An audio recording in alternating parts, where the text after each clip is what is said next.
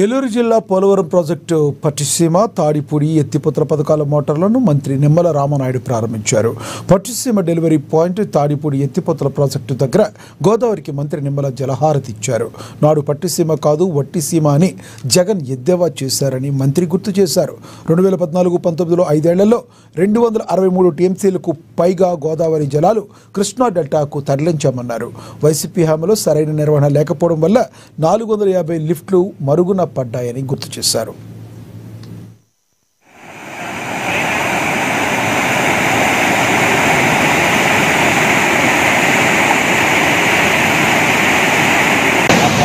ఈరోజు పట్టిసీమ అంటే మీ అందరికీ తెలుసు, కృష్ణా డెల్టాకు ఒక జల సంపద, రాయలసీమకు ఒక వరప్రసాదాయం.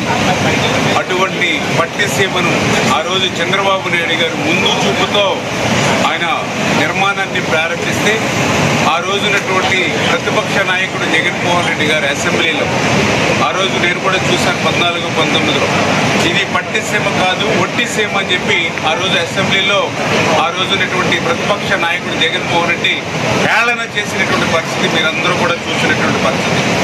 అటువంటి పట్టిసీమే ఈవేళ కృష్ణా డెల్టాకు అటు రాయలసీమకు కూడా ఈరోజు శ్రీరామ రక్షగా ఉన్నటువంటి పరిస్థితి చూసి ఆ రోజు